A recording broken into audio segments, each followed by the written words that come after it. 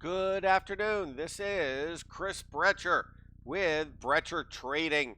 Just wanted to put out a quick video of a great little trade today, both ways in Bed Bath & Beyond. One of them was about the traders flattening before the earnings trade, one of my favorite small trades. And then Bed Bath & Beyond actually looked pretty good on a chart until 27. And that was pretty exciting to show you the aftermarket trading in there. And I'll show you that in a minute. To let you know, our site is still in progress in development. I'm hoping to have it out in the next 10 days. In the meantime, if you want updates and you want to get videos, just go and shoot me an email at chris@brechertrading.com. The email subscribers are going to get any videos I do first. So to give you an idea, you're going to see a black screen here for a second. This is what I want to show you before we get into Bed Bath & Beyond is what I think of the market. The idea is at this time of year, it's really tough for the market to go down between Thanksgiving and Christmas, but it sure has some topping formations going on, no doubt about it. The big reason for these topping formations, believe it or not, is the tax plan. You might say, but the tax plan is amazing. It's the best thing since sliced bread. Well, the difference in here is the tax plan hurts bonds. Now, before you say, but I thought you liked bonds 2 days ago, I posted that if they broke here, I thought they were going to have their leg up. That's where experience helps. I am totally agnostic about direction in these things. The second it broke here, you got to get short. You had a Brecher ledge here, and this one was good for a 108. This one was good for another point. I'm telling you, these ledges, it's really exciting to see these stair steps down like this. You haven't seen that in a lot of stocks in a long time. It's really exciting when that works. But I think the theme for next year is going to be this tax cut plan is inflationary. It's putting a lot of money out there, and it's raising a tremendous amount of debt. So if the administration's right that it's going to increase the GDP, then it's going to be inflationary and it hits bonds. Why is that important? Because if the bonds have another leg down, it's going to be an incentive to invest in yield-bearing securities and not the stock market. For years now, all you've heard about is there's nowhere else to put your money except stocks. Well, all of a sudden, the 2-year note yield is higher than the dividend yield on the S&P 500. That becomes problematic. The other thing in here is what would make the bonds sell off even more? Inflation. Well, if inflation is always the death knell for bonds and actually hurts the stock market. So the idea in here is, are there patches that would succeed in that kind of thing? Well, number one, you probably have to look at commodities.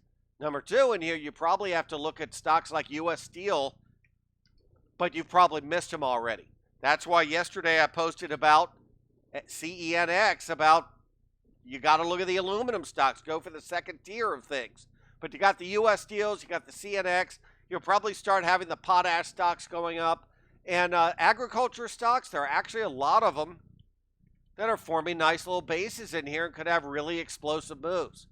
I mean, don't forget, you don't have to buy here because you don't know if it's going down there. Wait till it gets above here. Somebody asked me, is my site going to show futures, any future stuff? I'm like, I'll show whatever's going to move. So I'll show wheat, I'll show corn.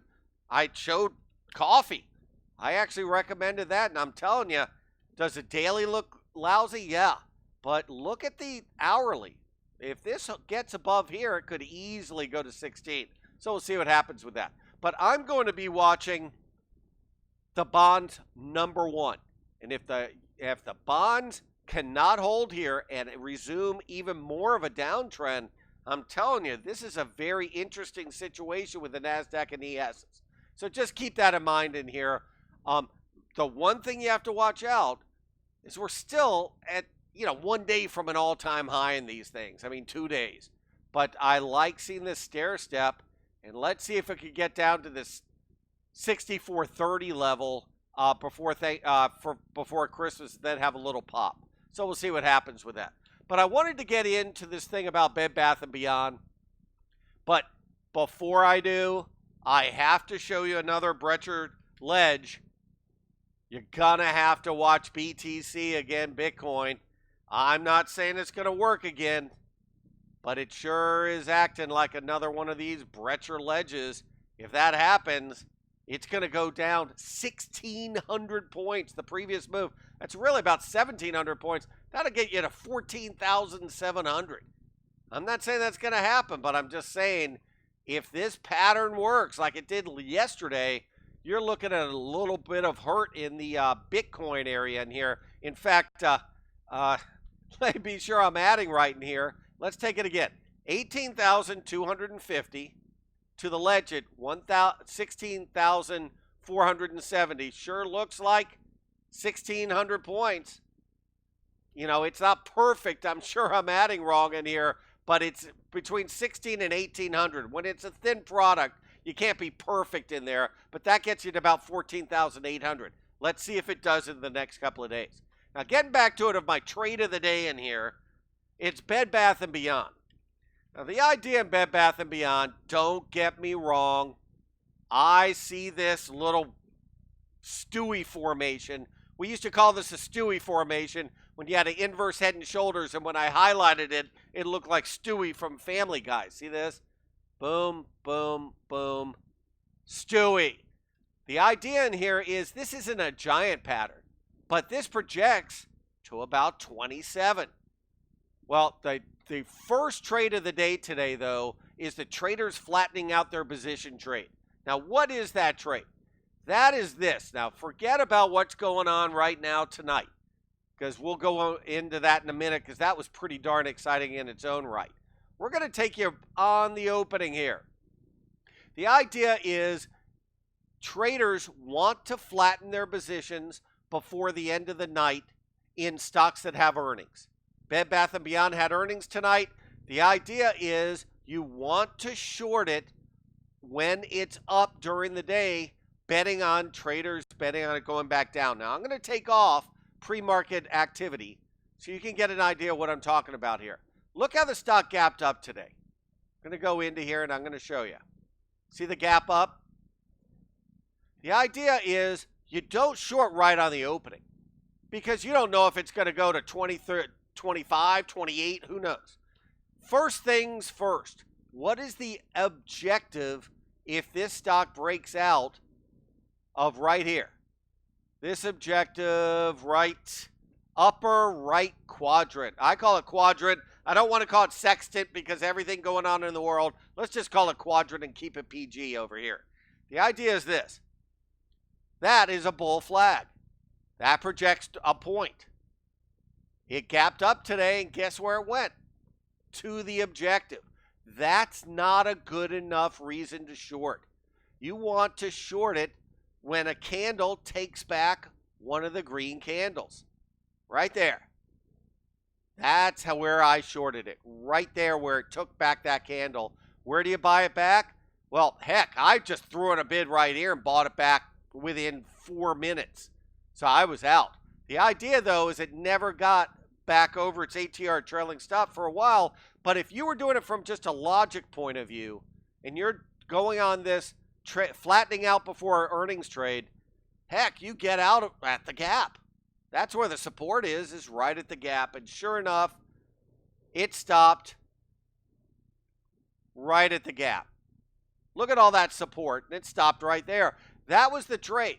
Now, you might say, well, why didn't you short like at 3 o'clock? Well, I already made the money on it, number one.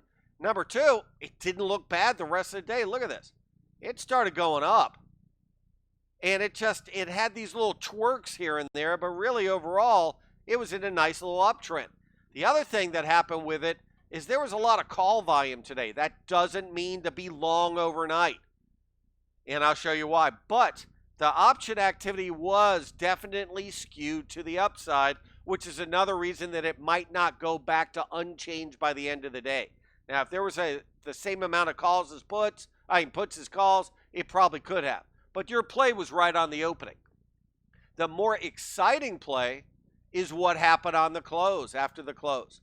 So that's why I don't like betting on earnings. If I see real unusual option activity, I'll do some neutral spreads in the direction of the option activity, but there's no reason to go and buy 1,000 shares or short it betting on earnings. Most people I know that have done that are not still in the business. You don't have to bet unless you have a lot of reasons. But this is the exciting part. Go and take Bed Bath & Beyond, and if you were just walking into a room and somebody said to you on the upper left quadrant, where's resistance on Best Buy? What would you say? 27. There it is. Now, why is that so important? Because really on a weekly chart, this stock's in a secular bear market. There's no doubt in my mind. And now it's getting overbought on a weekly. I think this stock next year could be a $5 stock. I mean, I just see no reason that you go to Bed Bath & Beyond and why you don't buy it on Amazon. I mean, I just don't understand. I understand Best Buy, not Bed Bath & Beyond. So the idea is if you're looking at a daily chart here, you know that's the resistance. I've watched more people blow out by just saying, okay, I'll short right there. That's not the point. We're going to go and maximize the sell. If you're trading and you want to trade after market and you want to trade earnings, you don't short at 26.96, even though that it worked. You wait for these little candles, and the second it gets under it, you short. That's the point. You might have missed this, but at least it didn't go to 30 on you. The idea is once you shorted here, the direction was known. And then guess what? 26 to 22.75. Now, I'm not saying you had to make all of that, but if you would have shorted right here is where I shorted, right there. If you short right there, you don't buy it back till it crosses the ATR trailing stop at 23.75. Heck, I'll take 2.25 points any day of the week after market. The idea is the direction was known by then, and it was very exciting to see that happen. So I hope you've enjoyed this small video. Just wanted to start getting back in the swing of things, start putting the videos on the site for email subscribers. So I hope you've enjoyed this video, and I look forward to many, many more of them. Take care.